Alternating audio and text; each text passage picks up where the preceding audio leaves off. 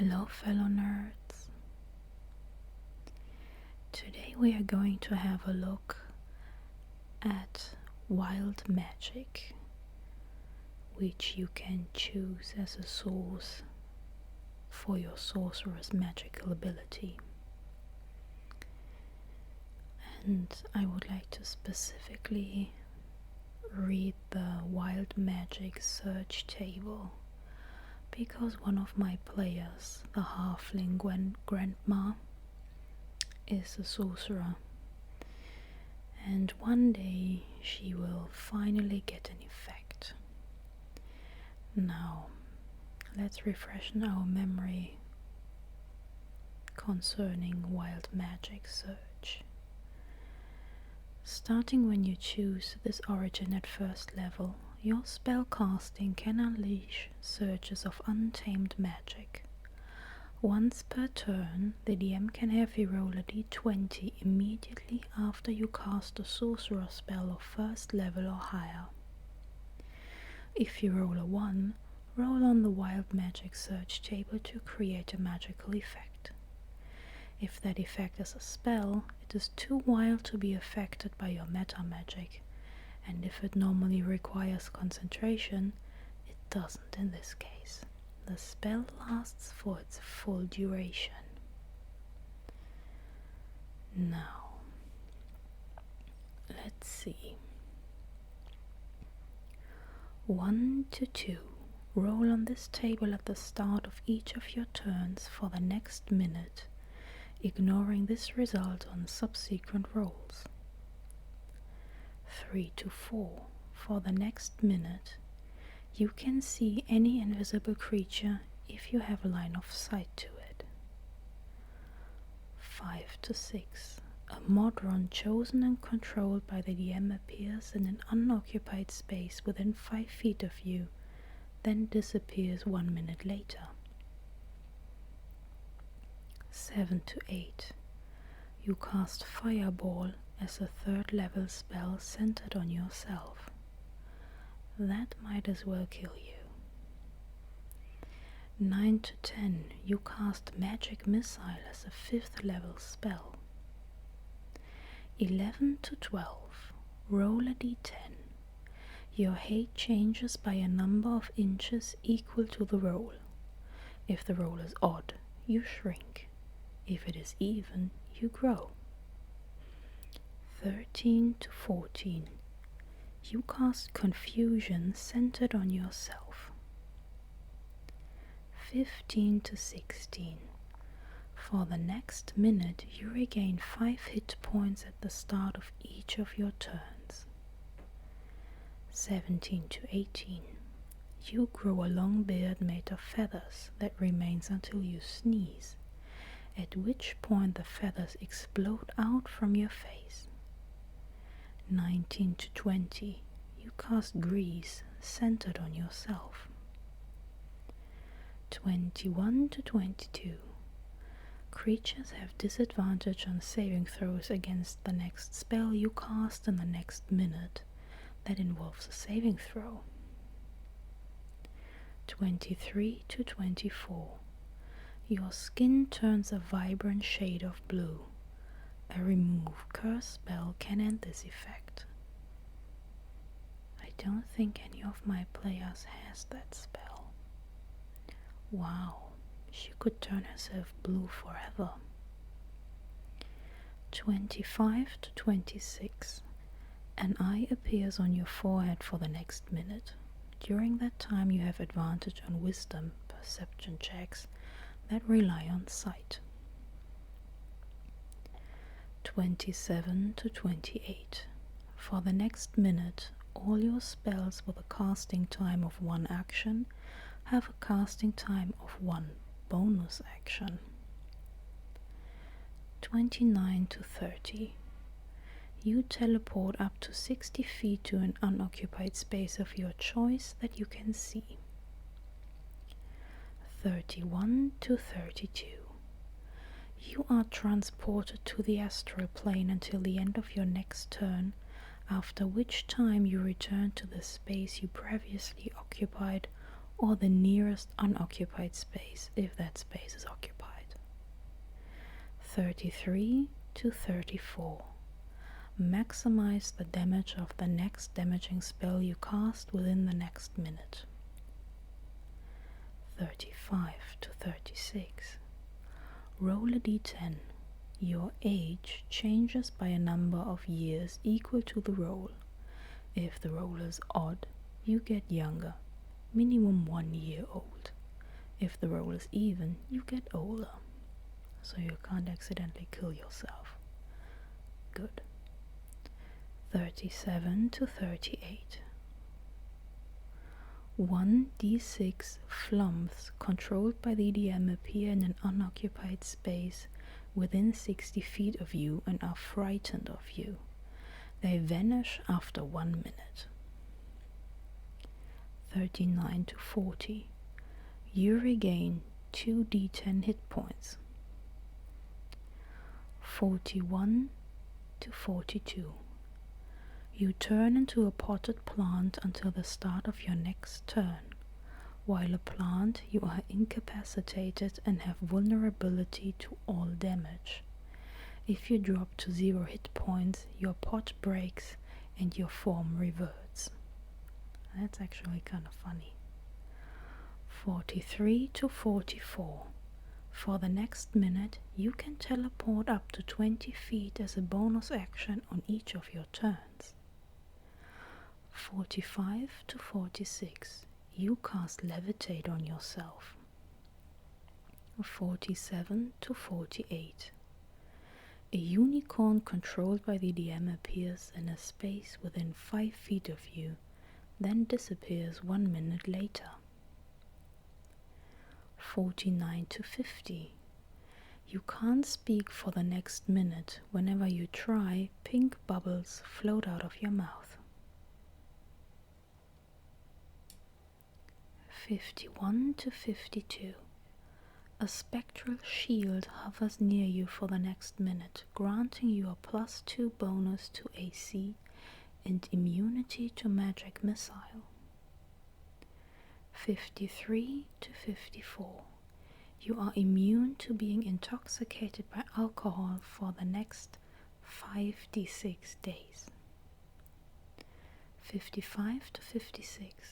Your hair falls out but grows back within 24 hours. 57 to 58. For the next minute, any flammable object you touch that isn't being worn or carried by another creature bursts into flame. 59 to 60. You regain your lowest level expended spell slot. 61 to 62. For the next minute, you must shout when you speak. 63 to 64. You cast Fog Cloud centered on yourself. 65 to 66. Up to 3 creatures you choose within 30 feet of you take 4d10 lightning damage. 67 to 68. You are frightened by the nearest creature until the end of your next turn. 69 to 70. Each creature within 30 feet of you becomes invisible for the next minute.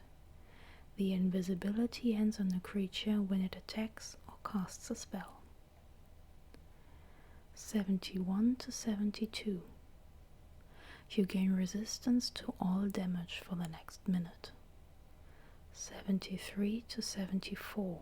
A random creature within 60 feet of you becomes poisoned for 1d4 hours. 75 to 76. You glow with bright light in a 30-foot radius for the next minute. Any creature that ends its turn within 5 feet of you is blinded until the end of its next turn. 77 to 78. You cast Polymorph on yourself. If you fail the saving throw, you turn into a she for the spell duration. 79 to 80. Illusory butterflies and flower petals flutter in the air within 10 feet of you for the next minute. Well, that's really cute.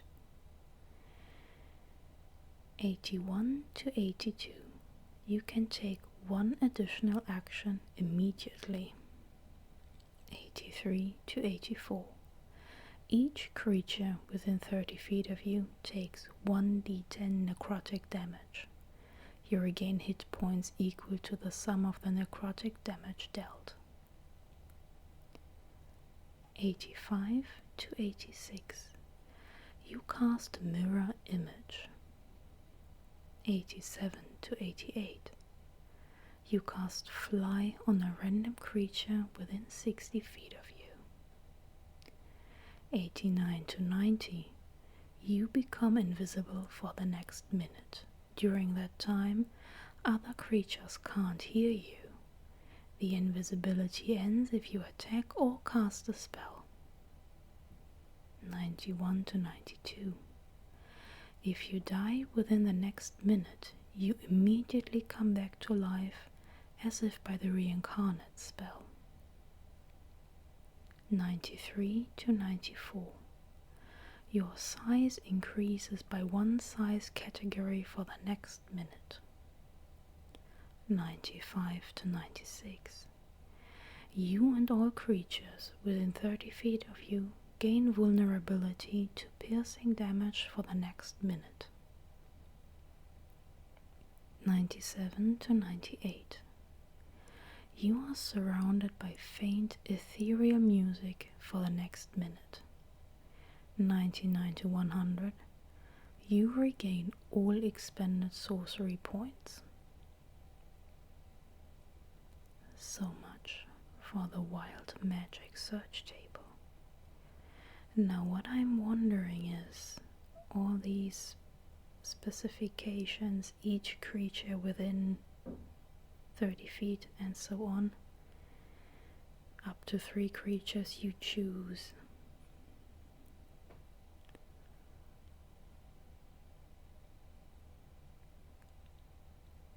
Does creatures include your allies? I would like to think it does, just because it's funnier that way.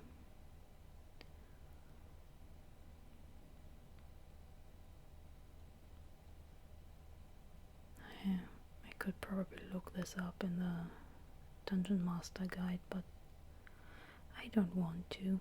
I just decide that creatures means everything and everybody around you. Because my table, my rules.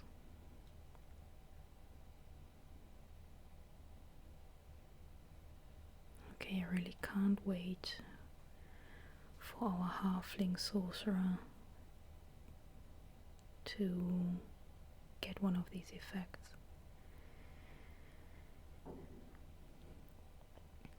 The player, she also wants something to happen. She's quite keen on it, so much so that she's considering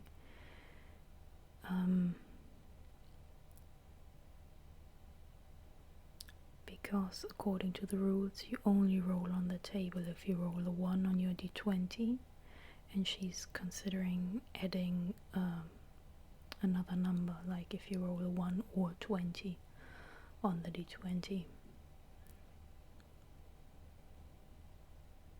That's how excited she is for the sheer chaos the sorcerer can unleash on the party and the setting.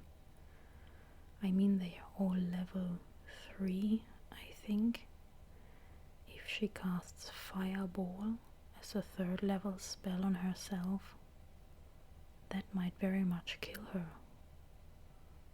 And the Squishy Rogue too, if she rolls really badly, if she rolls the damage really high.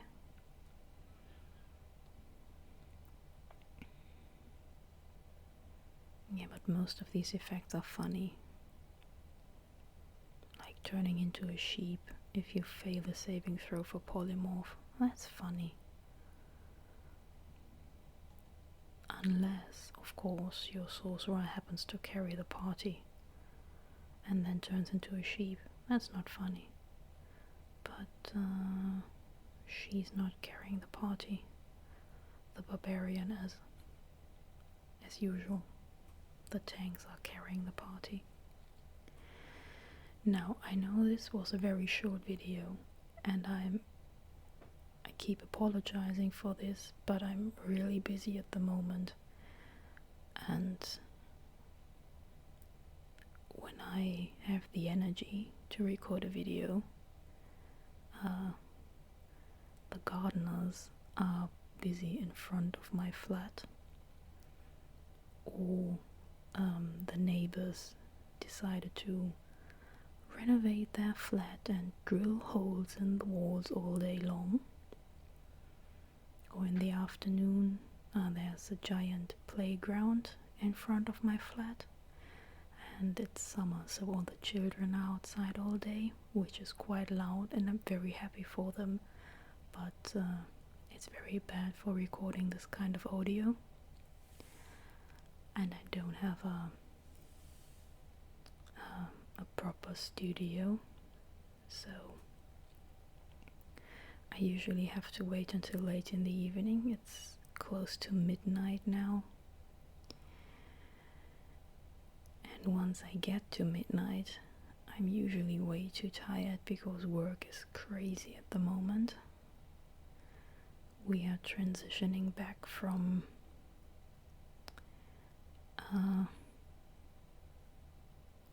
Corona modus to as it was before,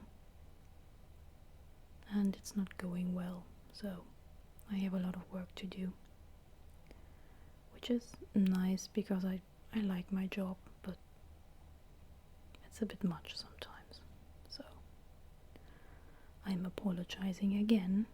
I haven't forgotten about you. I'm not yet tired of making content. I would love to keep the schedule of uploading every Monday up, but I can't, as you see. So this is a short video, just a sign that I'm still alive and that I'm still making content for you. I'm still into D&D, and I'm very much looking forward to less busy times with more videos. Until then, I hope you're having a great day or a lovely evening, depending on when you listen to this. Thank you very much for spending your time with me. Until next time, bye bye, fellow nerd.